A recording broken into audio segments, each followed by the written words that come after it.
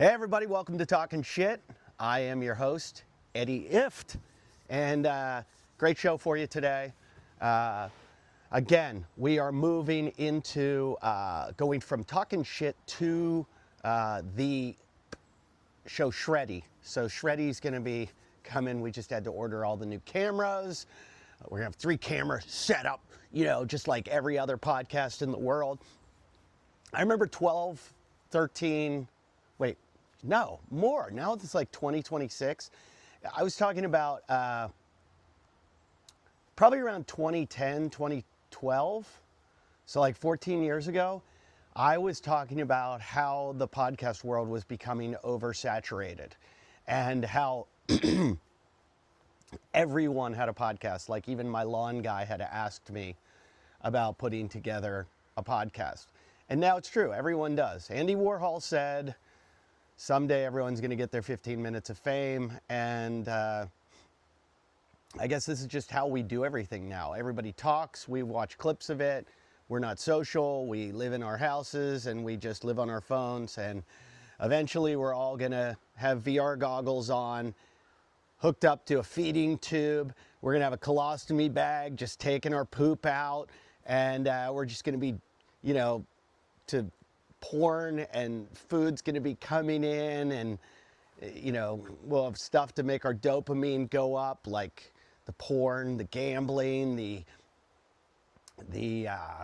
food, and it's just we're just gonna have this dopamine thing going, and we'll just put oxy in, and the drugs are gonna just go, and we're not gonna have a brain anymore. It's just all the information's gonna be on our VR goggles coming through our phone, and AI is going to be doing it all, and we're just going to be, just a shell of a human being. And we did it to ourselves. We did it. It's our fault, people.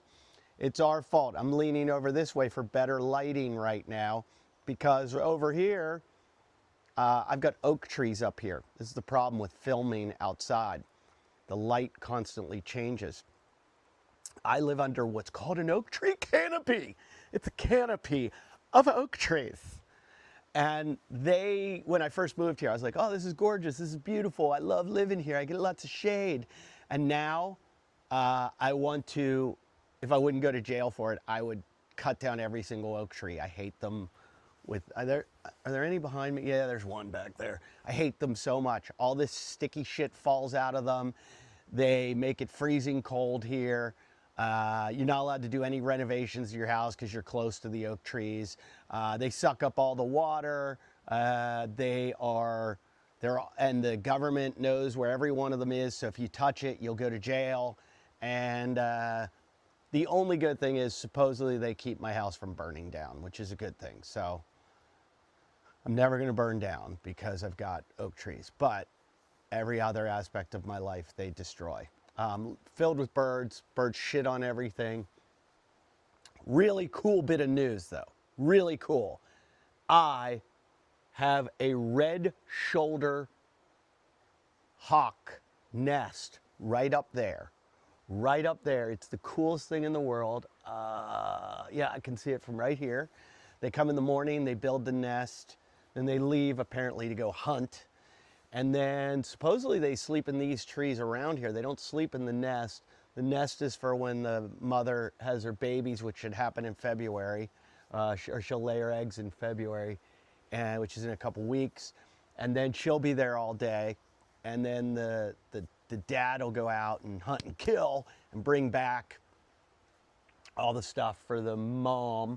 Yeah, so it's pretty cool. So I see them a couple times a day. And it's a really cool bird, and I never thought I'd be like bird watching, but it's really cool because they're predators, and I tried to find out, I'm like, what kills a hawk? What out there? And supposedly it's raccoons, but this tree's too high for the raccoons to go get them. So the only thing is like the owl. There are owls with these wingspans that are just like,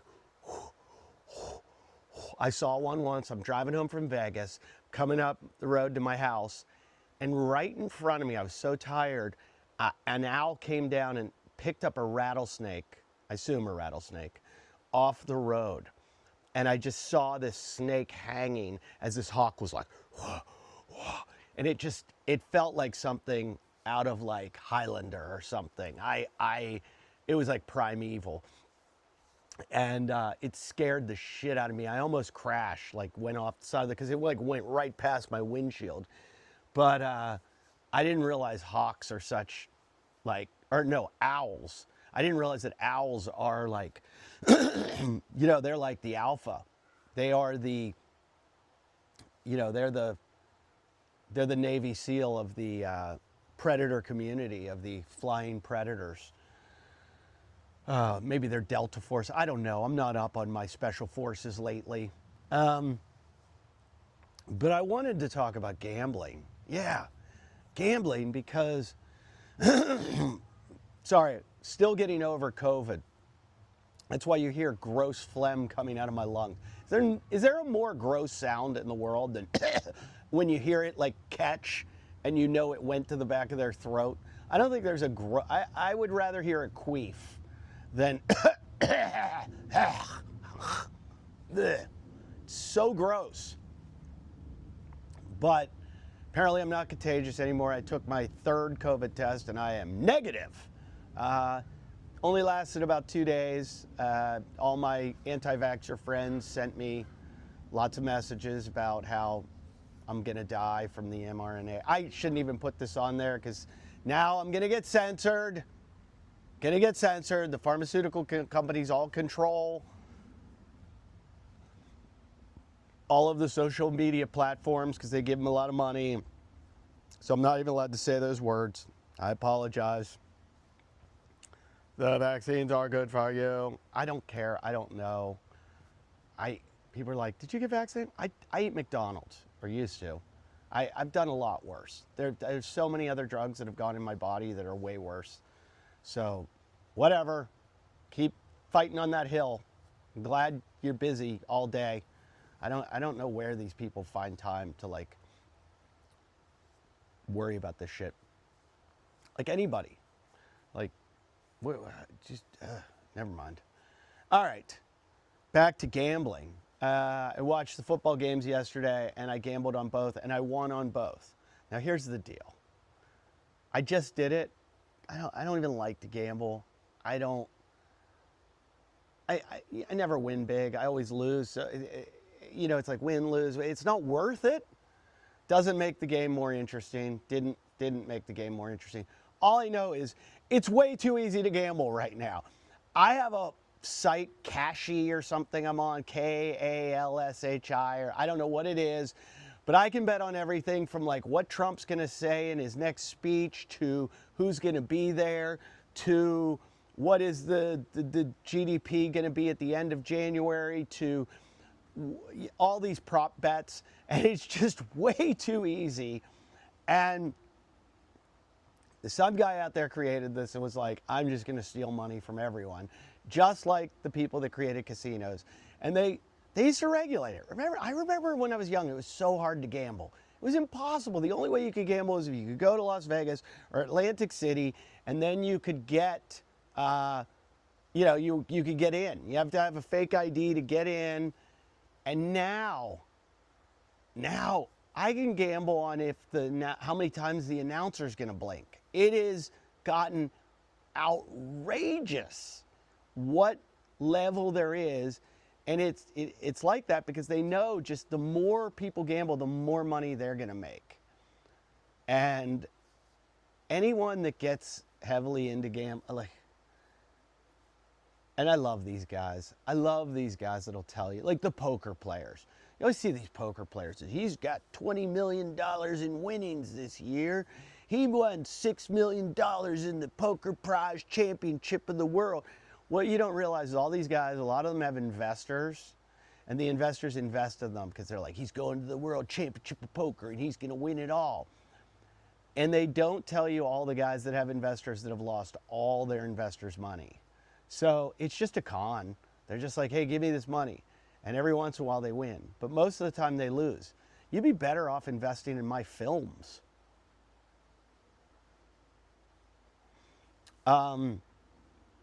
Yeah, so I bet on the Patriots, even though I cheered against them because I hate them so much. I'm a Steeler fan. They beat us too many times. That's why I hate them. And then I bet on the Seahawks just because I thought they were going to win, but I wanted the Rams because I live in Los Angeles, and my kids wanted the Rams because they grew up in Los Angeles. But I thought the Seahawks were going to win, and at the end of the day, I don't give a shit. I don't give a shit. Seinfeld used to have this it was an amazing joke about how, like, sports teams, the players change, the coaches change, the owners change, they move cities. At the end of the day, all you're cheering for is laundry.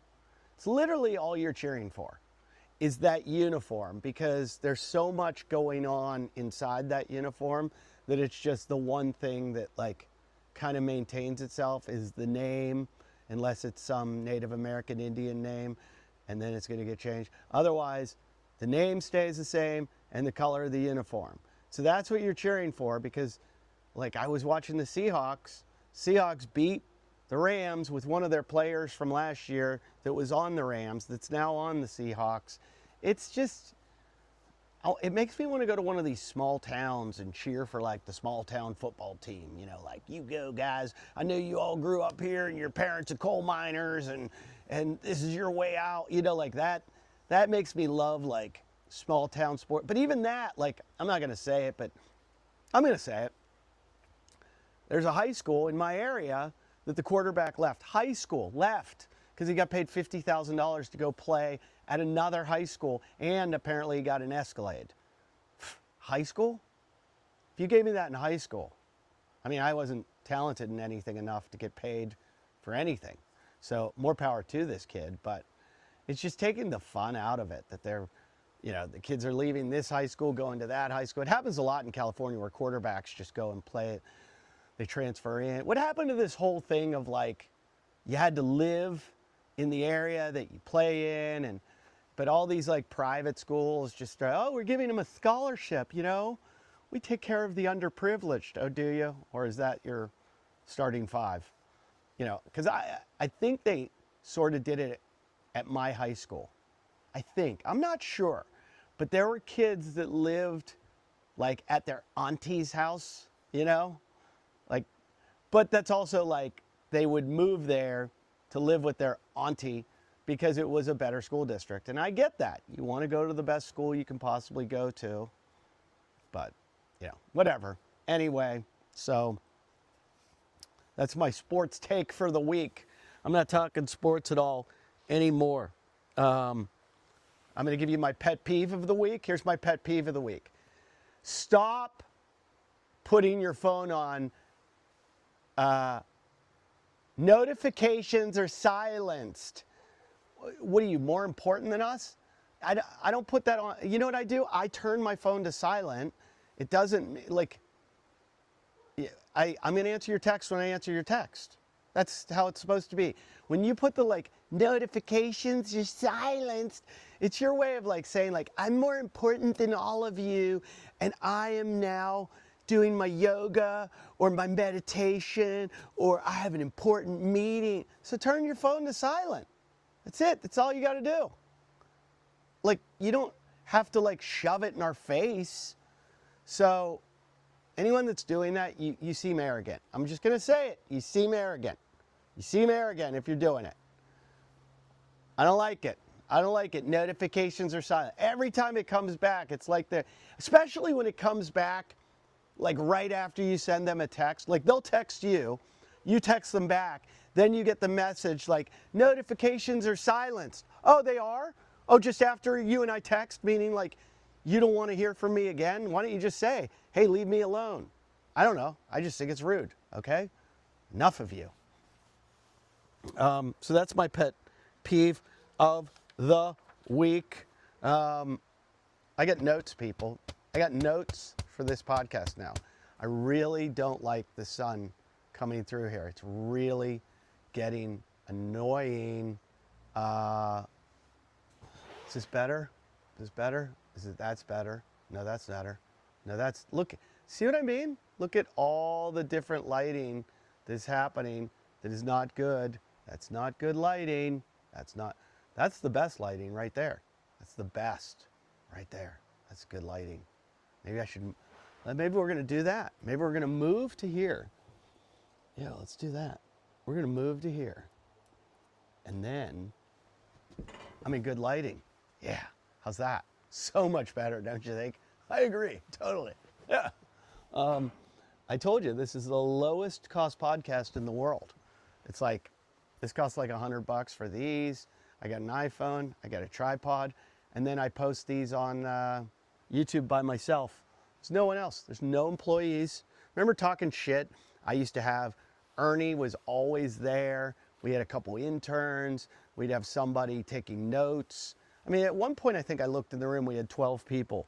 And now, it's just me, everybody. It's Ifft only. So, back to your notifications are silenced. We get it. You're off the grid. You've gone and climbed a mountain. That's a segue. Speaking of climbing mountains, I have said that I'm going to climb Mount Whitney this year. And my family, we hike a lot. And we have climbed some fun things. We climbed Camelback Mountain. You know, Camelback. Ever been to Camelback? It's a mountain up there in Scottsdale, Arizona. I don't know. It's like something girls do, you know, like in between classes at ASU. It's easy. It's like, I don't know. My family, though, we do like 5-mile hikes up mountains. Nothing crazy. Done a bunch of them. But I was like, hey, why don't we climb Mount Whitney this year? Mount Whitney is the highest mountain in the contiguous, I don't know if it's contiguous, I don't even know what that means. I just mean, it's like, take away Alaska, highest mountain in the United States, because Hawaii, I don't think, has a 14er. But it's a 14er. Everybody talks about the 14ers. It's 14,000 feet at the summit. And I think you start at like, I don't know, like 10,000 feet? No, 8,000. I forget what it is, but you go 22 miles. It's a round trip, 22-mile hike. Not a big deal except for the altitude. Not very dangerous unless you're there in the colder months. And the biggest danger is lightning, which they said, I don't know if you know this, but if you're like trapped somewhere and you're in lightning, you're supposed to roll up in a ball and stand on your tippy toes in a ball. That's what you do when you have nowhere to hide from lightning. So let that be a little tip to you from me. Maybe save you in lightning someday. Anyway, so I've decided to take them up Mount Whitney. Everyone thinks it's a bad idea, including my family, except for me. You're like, well, why are you doing it? Because I know after I do these things with my family, they always go, that was awesome. That was the best thing I ever did. That was so much fun. Thanks, Dad. My kids are monsters. They can do anything. They're in like 10 times better shape than me and 100,000 times better shape than my wife. My wife runs now a lot. She's capable. I'm like, come on, you're going to be able to do this. It's going to be fun. I like the idea of like planning. You know, like I got to take a pack. They got to take packs. We got to weigh our packs. We got to make sure we only bring enough food. And we're going to camp. You know, it's going to be like a 3-day hike. It's 22 miles. It's, and then you can say, hey, I climbed the highest mountain in the contiguous United States. But every time I start talking about it, they all yell at me. They're like, shut up. Shut up. My wife's like, let's just do it. I don't want to hear about like how many ounces my mid layer is or what time I'm going to be waking up and how much battery life I have on my headlamp. But I love gear and I love to talk about this shit. Like I want to do like spreadsheets and weigh stuff and make sure we're as efficient as possible getting to the top of this mountain. And I don't know, I think I might lose my family in the process. And when I say lose, I mean, they might leave me. I don't know if your kids can divorce you, but I think they're in the process of doing it because they don't like my ideas. I'm fun, they're not. Why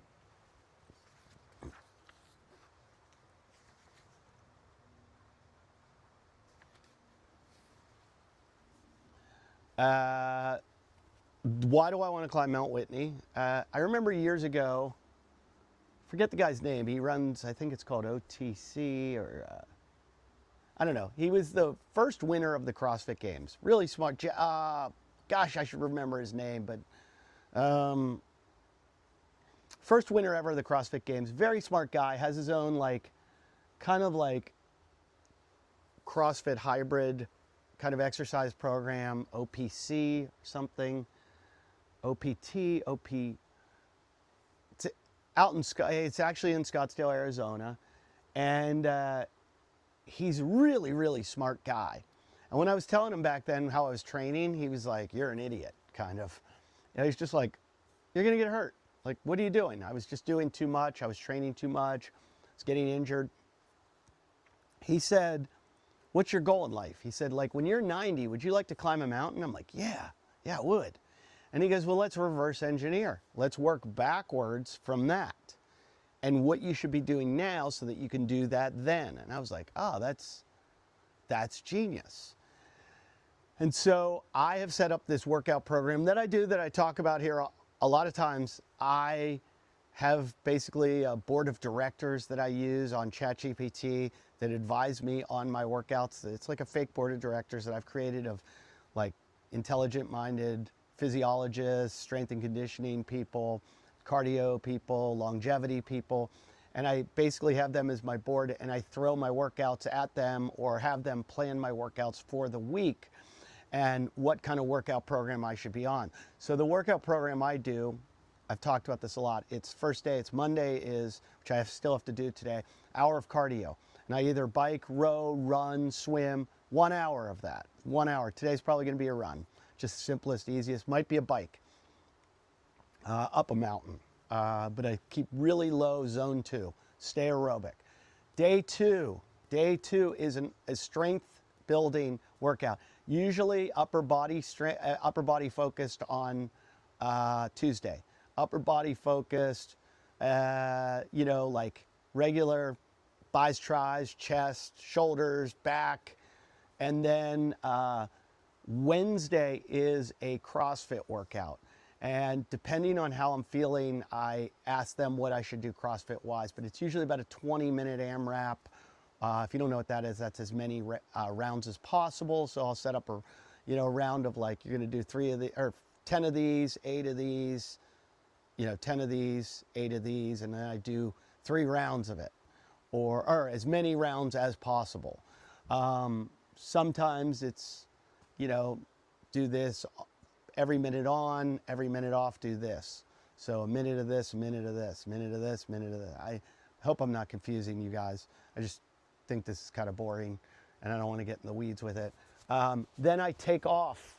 That's Monday, Tuesday, Wednesday. I take off Thursday. Thursday is a rest day, active rest. So I'll do stretching, rolling, massage, anything that just keeps me going but works on recovery. Then Thursday, I do a VO2 workout. When I say VO2 max, what I try to do is increase my lung capacity by doing workouts where it'll be like maybe 4 minutes on, 3-minute break, 4 minute on, 3-minute break, 4 minute on, 3-minute break for like 4 rounds. I'll do the 4 minutes on, 3 minutes off. So I'm going hard. Or I do 1 minute on, 1 minute off, 1 minute on, or 90 seconds on. It's different every time. But that's usually done running. Every once in a while I'll be on an assault bike. You know, the bike where you go like this. I feel like a cheerleader.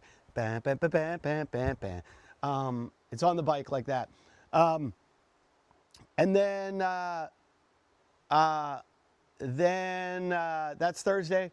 I'm sorry, Thursday's off. That's Friday. Friday is the VO2 max workout. Saturday is strength, and it's usually legs, lower body, and that'll be you know, lunges and squats and stuff like that.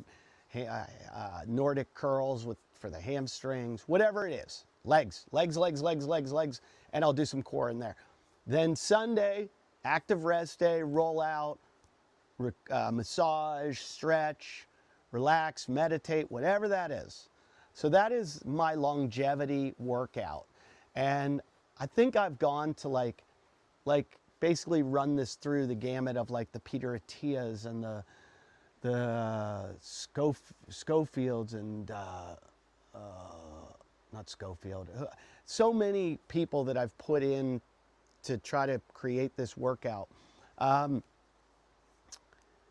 And I keep seeing stuff where people are like, tennis. Tennis is the best sport for longevity. Tennis, all studies show that people, well, of course, who plays tennis? Rich people that can buy white clothes. White clothes get dirty all the time. You can only be rich and own white clothes because you got to be able to throw them out and buy new white clothes all the time. That's why I buy black clothes. I buy black a lot because it gets dirty. You just wash it. Nobody knows. White clothes, you poop your pants once, you're done. Gone. No more white clothes. Just lost my white tennis skirt because I pooped my pants in it. Yeah, so people that play tennis are usually wealthier. Wealthier people have access to better health care. Wealthier people have better health habits. Wealthier people, so that study doesn't count. It's not very often you see tennis being played in the ghettos of America. It's always rich country club people who have access to the best doctors, the best health care. So goodbye with your shitty study, the tennis, because you use lateral movement and you go back and forth. Go play pickleball, you losers. There's another thing about the saunas. That's the other one that I'm going to start. I was on cold plunge. Somebody sent me a free cold plunge. No cold plunges. I don't know who started this whole idea. I used to do cold plunges back when I ran track in college when we were sore. Yeah, they put you, it's great, you're sore, good, okay, boom, pain, yeah. But studies have shown that it inhibits the inflammatory process.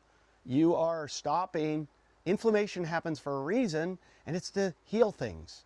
So when you do that, what's it called, vasoconstriction, where you're constricting your capillaries, you're not allowing that inflammatory process to happen.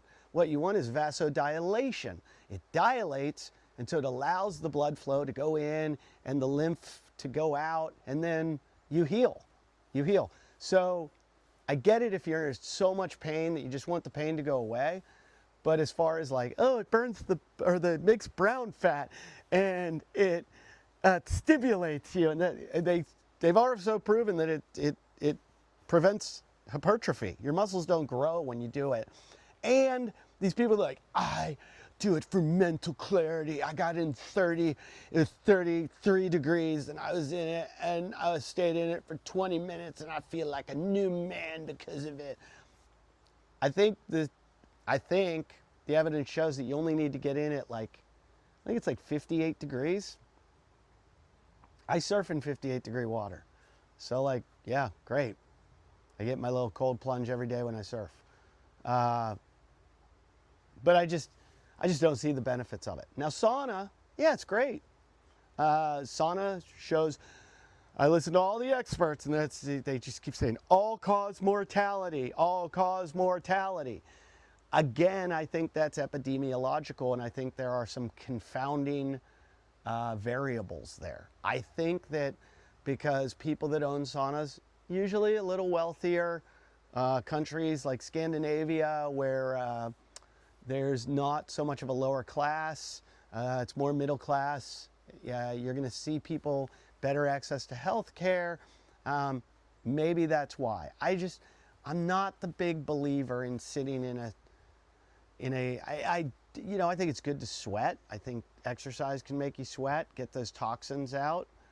But, sitting in,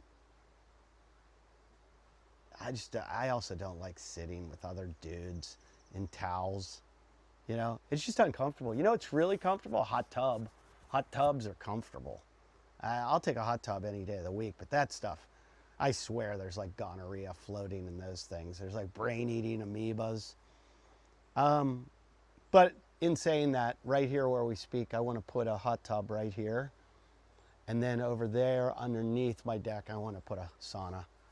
So, I don't know. It's just like, this is life. It gets boring. You got to just keep, remember having a sandbox as a kid? You'd build your little castle house and you have a road into it, and then you're like, I'm going to build another house here. And then you're like, okay, that's done. What am I going to do over here? It's kind of what we do in life. We just keep building shit, selling shit, buying more shit, just because we need shit to do. Otherwise, we're going to sit in our VR goggles and just watch porn and get our dopamine up and shit out of a colostomy bag and have a feeding tube put into our face. And so go out there and get at it.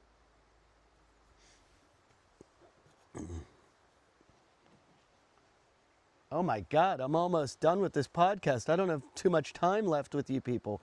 I promised I wouldn't talk about sports anymore, but I've been helping out, coaching my son's flag football team. They lost again this week. So, I mean, like, some of these teams, all they do, you run a fake, you're going to win. Because you know how easy it is to fake out a 6-year-old? Oh my God, there were teams running triple fakes. Quarterback would go this way, one guy would take it, then the other guy would take it. And I was just like, these kids they just fall on the ground as soon as the ball got faked that many times. So I have realized this. Flag football is becoming very popular, especially with women. NFL's all over it. It's going to take over the world because of CTE. But I just want to say, I'm not a real buyer. I'm a seller. Flag football is not real football. There's so many elements of it that just suck. It's not even like touch football. I remember when we played touch football as kids, 2-hand touch, you could block. There was blocking. It wasn't tackling, but there was touch. And you'd rush the quarterback. And the pussification of society is ridiculous. Like, these kids are wearing mouthpieces. Some of them are wearing helmets for flag football. And every time a kid gets like yanked down or anything, oh my God, how dare they? It's like they might as well just put them in those giant inflatable Zorbs or the big round balls and just have them run into each other. And it's a bubble. Put them in a bubble, because that's what we've gotten to. I mean, I remember playing tackle football every day as a kid. Yeah, did I get concussions? Yeah, did I vomit from them? Yeah, did I not walk home the right way and end up in the wrong neighborhood? Sure. But it was fun. It was fun, and I'm totally normal from it. No, I just can't believe how much we like pamper these children, and I do it myself, but maybe I don't. Maybe I do it because I see all the other parents doing it. I'm like, oh yeah, that's wrong. Are you okay, Johnny? Here, come sit on the sidelines. Have a drink. You can play in 2 games from now. I see it in the NFL too. And, you know, like, second they get hit, I mean, we really have become real pussies. But, you know, I'm going to get the CTE argument here. I don't know. I haven't done my research on CTE enough. I saw the movie with Will Smith. I saw it, who, by the way, lives. There's a creek right here. If you go up the creek, like a half mile, he lives there. I've never seen him, never met him, but he lives there. I'm on a text with my whole neighborhood, you know, all the guys. And some guy texted in one day and he was like, hey, can we have a sound off? Like, who's on this text? Because I don't know all these numbers. I don't have them in my phone book. And so everybody was like saying their name and where they lived. And I wrote, Will Smith. I wonder how many of them are like, I didn't know Will's on here. Do you know how hard it is doing a podcast where I'm just talking to them? I cannot wait for my new podcast where I have a guest and I can talk. Hopefully I'm going to listen. My new goal is to be a good listener on this podcast. Just listen, Eddie. Stop talking so much. This is the only time I get to talk a lot because I have no one else. I mean, if I wasn't talking, who else would be talking? You need me. All right. I talked about Mount Whitney. You heard about Mount Whitney. That's, I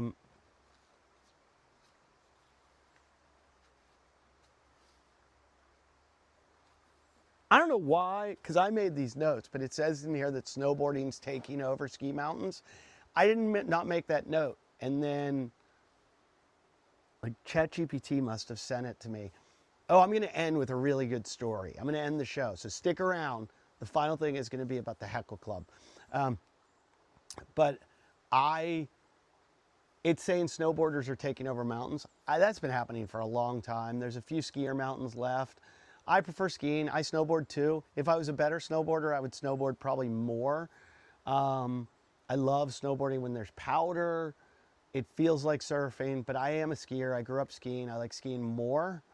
And I'm teaching my kids to ski, forcing my kids to learn how to ski, because I know a lot of skiers that have become snowboarders like myself, but I have never met a snowboarder that became a skier. So if I let them snowboard first, they would never learn how to ski, and I think it's important. So pretty soon, my daughter's getting pretty good. I'll let her start snowboarding.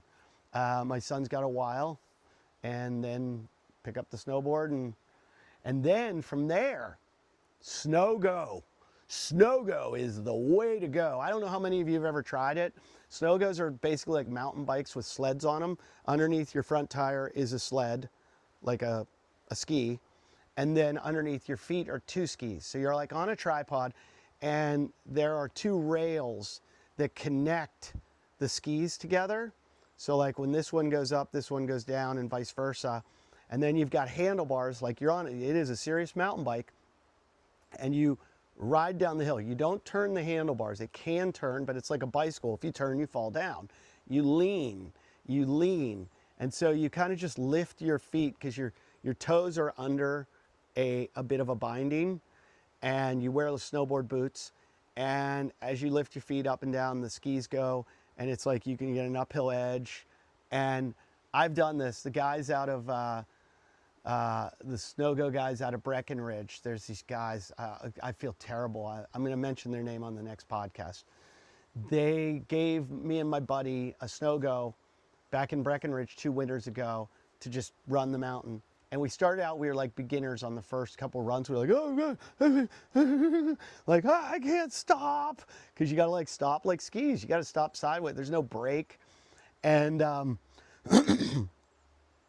after like 2 runs, we're like, I think I got this. And we started like bombing the hills. Then we're like, let's go on the moguls. Let's go off cliffs. Let's go. And it's kind of like mountain biking, where you want to find trails and you want bumps and banks. And when I went in the moguls, I was so surprised how well I could do it, because it was like skiing moguls, but also having 2 more points of like structure. And it was just so fun. The scariest part is getting on the chairlift with them, because there's like a little part of the frame that goes over the seat of the chairlift. And so you sit down and you let the chairlift come under it and hook in, and then it goes with you. Now, if your testicles are there, if your scrotum if the scrot's just hanging there, and that thing, the bike's heavy, it's like a 50-pound bike, and it lifts up, and you could pinch your scrotum, like that thing will be bruised for life. So watch your scrot, everybody, watch your scrot. Then the other thing is, we didn't know how to get the bar down, and all you have to do is turn your handlebars, put it down, and put the handlebars over it. But we didn't know the first couple times up how to do it. And you have a leash connecting you to the bike. You're wearing like a strap around your waist with a leash, a coiled leash, so that if you crash and the bike, you don't want the bike flying down the hill without you. Well, all I kept thinking of, if this bike falls off the chairlift, it's pulling me with it. Like, I'm just going to go flying off the chairlift. Now, once we realized how to put the bar down, no problem. You're not going flying off. So just always put the bar down, which I am a bar down guy. The guys who are like, I'm so cool, I don't put the bar down. Fuck you. Fuck you. Like, it's big deal. If you want to fight me, come at me. I'll fight you over the bar. I almost fought a guy on a chairlift one day because I hit him in the head with the bar. He was like buckling his boot, and the bar came over and hit him on the back of the head. And my daughter is sitting right here, and the guy goes, what the fuck, you fucking asshole? What the fuck? And I go, dude, I'm sorry. I go, I'm so sorry. I should ask, you know, because you always say, hey, coming down. And I didn't say it. I was like, I'm sorry. And he's like, you fucking hit me in the fucking head. I'm like, all right, well, I said I'm sorry. And can you please watch your language around my, she was like 7, my 7-year-old daughter. And he's like, well, what the fuck, dude? And I go, hey, man, I asked you like twice now, can you please stop cursing in front of my daughter? And he's like, what the fuck are you going to do about it? And I was like, all right, dude, that's it. I go, when we get to the top of the mountain, you're going to find out. And I was literally like ready to fight. I was like, and I know that's stupid, but I asked him so many times and he just wouldn't stop. And I go, all right, we'll find out at the top of the mountain. He looks at me and he goes, you going to fight me? And I was like, I've asked you to stop swearing like 10 times. And not that I even care about swearing, but I got like a 7-year-old there. And he goes, what are you, like an MMA fighter? And I just went like this. And obviously I'm not, 0 fight training, but for some reason that worked. He was like, what, are you gonna beat me up? You're gonna beat me up at the top of the mountain? He's like, how about we just agree not to talk, okay? How about, and I was like, and I just didn't say anything the rest of the way up until I went to pick the bar up. I went, and he had a helmet on, by the way. I hit him in his helmet. I go, I'm going to put the bar up. Are you okay? You sure you do? I'm not going to hit you in the head with it. And then he got off and he went his way on his snowboard. I just shred past him. Yeah, so snowboarders, I don't have a problem with you. I do it myself a lot. There's just as many shitty skiers out there as there are shitty snowboarders. Just, you know, it's tough, the backside thing. This is like the eternal argument. I don't want to, this is like saying art versus commercialism, snowboard versus snowboarder, snowboard versus skier. So I don't want to like hash this thing out. I get my stitches out this week. I get them out on, is today Monday? Yeah, I get them out on Thursday. So they're looking good. They're looking good. I think we can do this then. I think it's time for the story about the Heckle Club. I have probably like 5 good stories after 30 years of stand-up comedy. I have like hundreds, but like 5 good ones. This one might be the best, and I'm not going to do it justice. I hope somebody can like contact me if you want to make this into a cartoon, if you want to make it into a documentary where we interview all the parties involved. But it was so funny, and maybe it's one of those you had to be there, but I was at the Edinburgh Fringe Festival, which is a comedy festival. It's an arts festival in Edinburgh, Scotland, every August. And I used to go over and just do some spots around, and I wouldn't do a show for the whole festival. I'd just go visit. When I was touring in England and Wales and Great Britain, all over Great Britain, Ireland, I'd pop over to Scotland. I'd pop over. You know, stay there for a few days and do some spots. So the thing about Edinburgh, you do your show, and then I don't know if you've ever seen Baby Reindeer. A lot of it's based on, he did this show there. Watch Baby Reindeer. Great, great, great show on Netflix. The guy was in the Edinburgh Fringe Festival, and that's how it all kind of started. One of the things you do after your show is you go to the pub and you drink until 5 in the morning. Like, you drink there. So I stopped going because of the drinking, because I was drinking too much there. And then you don't do anything during the daytime. You sleep all day long and get ready for your show, do your show, and start drinking again. Maybe climb Arthur's Seat. Arthur's Seat is like hike, beautiful hike up there in Edinburgh, Scotland. That's about it. Nothing else to do during the day. Sleep, get up, comedy, drink, drink, drink, drink, more drink, drink more, drink. So a lot of comedians rent these beautiful flats. They throw parties where everybody goes after the pub and you go drink. And so I believe, I can't remember whose flat we're in. I think it was, I'm going to name names. And I probably shouldn't name names. Maybe I shouldn't name names. I'm having a real thought here. It was 20 years ago, so I think I can name names. I'm going to name names. I'm going to name some names, and I'm not going to have all the names right. But I believe it was Ed Byrne, and not Ed Byrne the actor, Ed Byrne the comedian. He's an Irish comedian, really funny, amazing comedian. And used to be on Conan a lot. I think we were at his flat. I don't even know if Ed was there, but Ed had a brother who's since passed away, great guy, Paul Byrne. Paul was there. Glenn Wool was there. Comedian, Canadian comedian, hilarious, genius comedian. Glenn Wool. Paul Provenza was there, director of The Aristocrats, great comedian. He's done a lot of other things. Used to do the show, The Green Room on Showtime. Some of the other names I can't remember, and maybe this can get filled in. I believe Brendan Burns was there, or maybe Brendan heard the story. Australian comedian Brendan Burns. I'm not sure. I'm going to try to track everyone down and get this story because it was such a good story.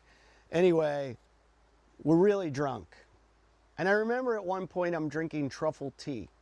Now, I don't know what truffle tea is, but somebody told me it was hallucinogenic. I don't know if I hallucinated, but I drank truffle tea. Then, it was probably about 6 in the morning. The sun was coming up, and Glenn Wool said, I have an idea. Anytime I've ever been with Glenn where he says, I have an idea, it's usually the worst idea in the possibility of ideas. So Glenn said, I have an idea. Let's all go to a show. Now, the shows at the Fringe Festival start early in the morning and go all day, but they're not typical comedy shows. Sometimes they're plays or improv shows or whatever they might be. Whenever they could book that room at that time, they booked it and they do the show. He said, let's go to a show and let's heckle it. Now, there's a lot of comedians out there who are going to be like, heckling is what we hate more than anything in the world. Yes, we do. As comedians, we hate heckling, but we deal with it. Some comedians are really good with it, some aren't. Most comedians, 99%, don't like it at all. Okay, so probably a bad idea right there that we said, hey, let's go. But again, there were drugs, there was alcohol, there was bad choices. It's 6 in the morning. Let's go to a show and let's heckle it. So we decide to pick a show that we're going to go to. We get out the program of the whole festival. I think somebody like closed their eyes and did one of these where they took their finger and we just like turned pages and then just picked one. But not before we picked our heckles. And the way we picked our heckles was everybody sitting around the table wrote on a little piece of paper a heckle and then crunched up threw it into the bowl. And then everyone had to pull one out. So you weren't going to pull your own out, you could pull out another one. And I think it was a rule, if you pulled your own out, you had to put it back in. So you had to, we all made a pact that we were going to say the heckle that was on our piece of paper. And you would shout out that heckle at the show. So I don't even want to tell you what they said. They were just awful. Awful, like the most horrendous racial slurs, you name it, sexist, you know, the meanest, rudest things you've ever heard in your life. Like, I think mine that I pulled out said something like, is that your voice? Because it sounds like you swallowed a gallon of cum. Like, something like that. It was just, it wasn't your typical heckles like next or get someone that's funny, you know, because we didn't even know what kind of show we were going to. But we all had our heckle. Somebody picks the show. And I believe, if I might be right, it was something like the Xavier all-girls school from Cincinnati doing the show One from the Heart. Now, I have the program somewhere here. I saved it in all my, I've got all this like memorabilia, and I think I saved the program from the play. It was an all-girls school, I think high school or middle school, that had done a fundraising effort to take their whole, drama class to Scotland to perform at the Edinburgh Fringe Festival. And then I don't know how many of us there were, maybe 6 or 7 of us, 8 of us, 5 of us, 4 of us, I don't remember. We decide to get in a taxi and go to the theater where this show's going on. Now, I do remember there was a newer comic, maybe open micer, named Alex. I don't know Alex's last name. Alex is crucial to the story. Alex comes with us. We all have our heckle. We get to the show. This is a bad idea. We're giggling the whole way there. We're still drunk. There's alcohol and drug abuse involved. We get there. We get to the front ticket place to buy the tickets. Now, this was not a sellout. This was not the kind of show that people at the Fringe are going to see at noon. I believe this was noon, maybe 10 a.m. I don't know when the show was going. But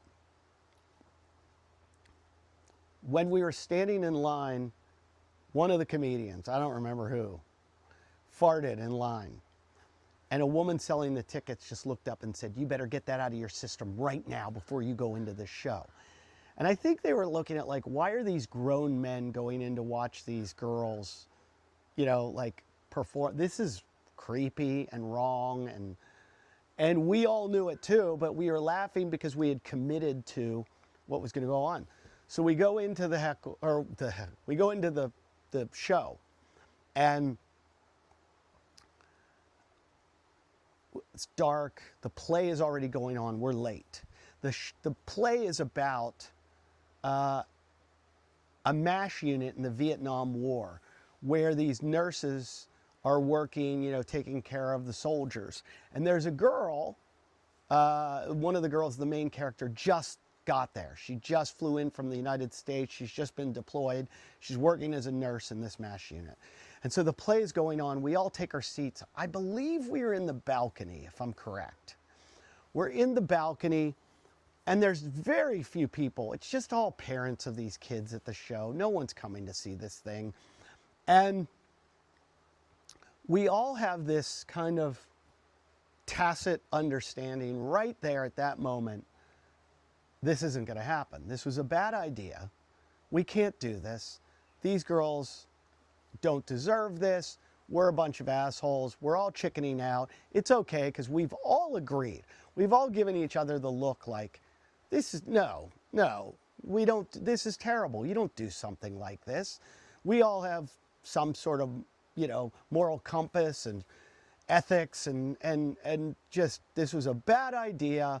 And now we fucked up because it's noon. We're like borderline hungover at this point. We're stuck here. And now we've made a commotion coming in. We don't want to make a commotion leaving.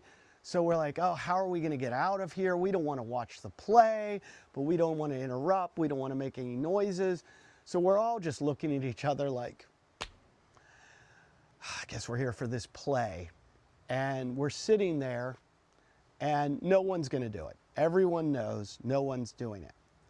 And we're sitting there for a few minutes, and the open micer, the new comic, Alex, leans over. He's in the row behind a bunch of us, and he says, "I'm going up top to do my heckle." And like, we all kind of turn around to like grab him and say no. And we're trying to be as quiet, because we already got shushed a couple times. So we're trying to be as quiet as possible and tell him like, no, you're not, you cannot do this. And by the time we turned around, he's gone. He's gone, and it's just all of us sitting there. And so we all just start to get lower in our seats. And we're like, oh my God, this is gonna happen. And it was one of the most terrifying feelings of my life, knowing that the most awkward thing is about to happen, and I am part of this, and I couldn't stop it, and it's just terrible. So we're sitting there, and the play is going on, and we're hoping maybe he won't do it, maybe he won't do it. And it gets to a part in the play where they bring in a soldier who's bleeding profusely. And he comes in on a gurney, and they're like, nurse, nurse, take him right now, take care of him. And it's the new nurse, and she goes, I don't know what to do, I don't know what to do, I don't know what to do. And all of a sudden, from up above, we hear Alex, the new comic, suck his dick.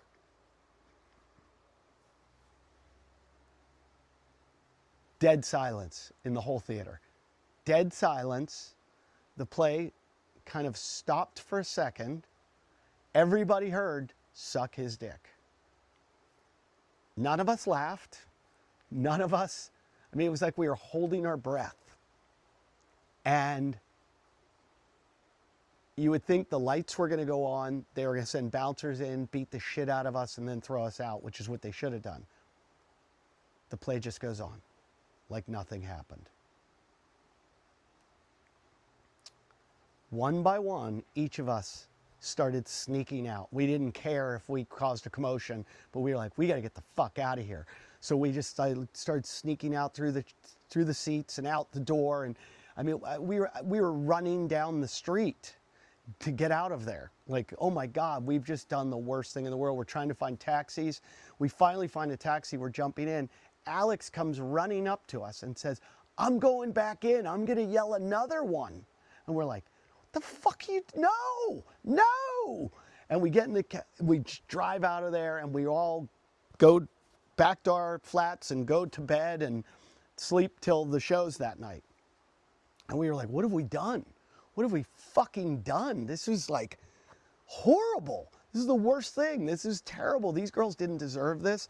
So we go out that night, and you know, it's a comedy. So everybody starts talking around the comedy world, and no one really knows who was there, but the talk is, you know, there were a bunch of comedians who went and heckled and da-da-da-da.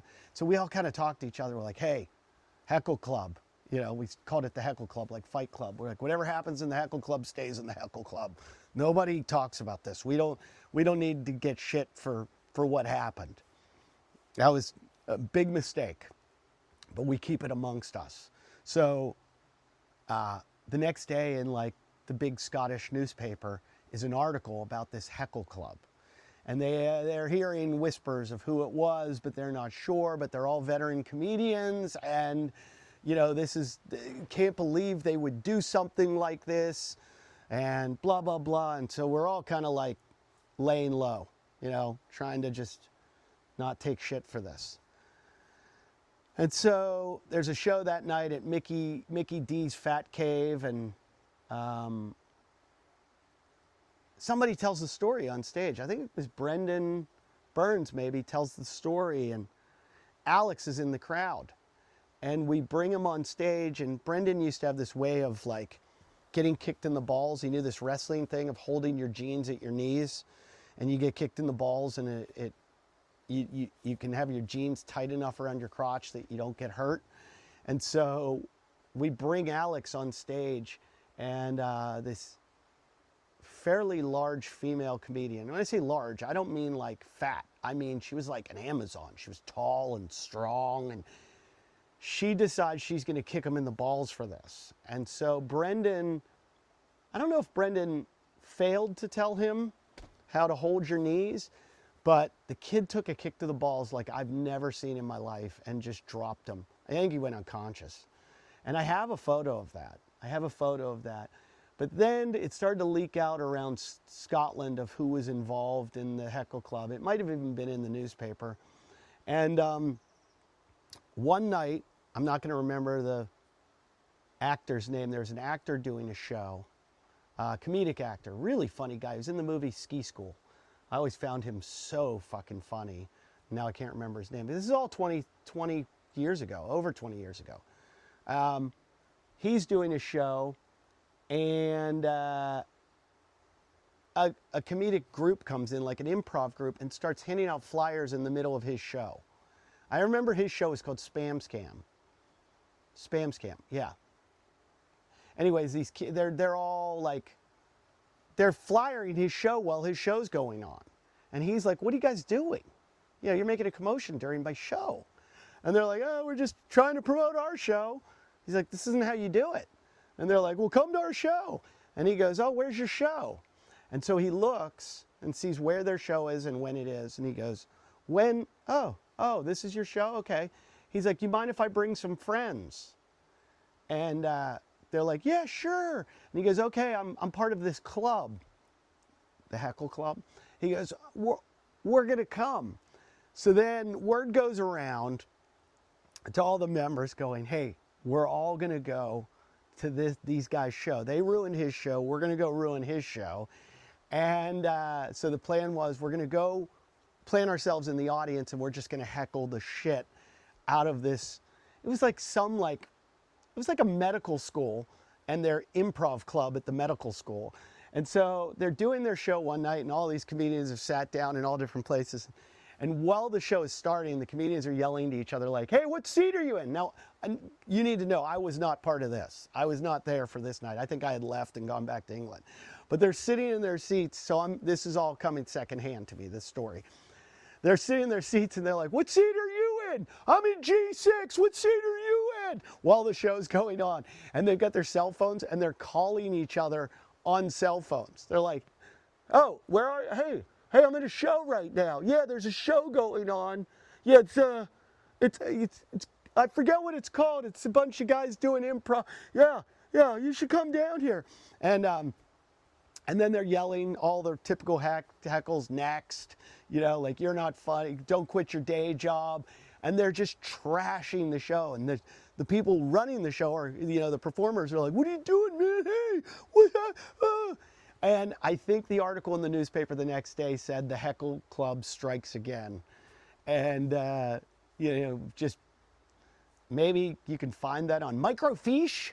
Maybe it's Googleable. Googleable. I don't know, but I'd love it to condense this, make it into a little documentary and interview all the parties involved, and because it was a pretty awesome story. And 20 years later, I'm not proud that I was part of it, but I was glad I experienced it.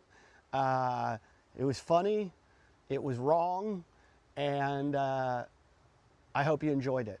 Just like I hope you enjoyed this podcast. And like I said,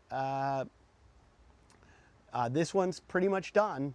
And coming up in the next couple weeks, it's going to be Shreddy. So this is Eddie. Shreddy's coming, and I'll see you out there.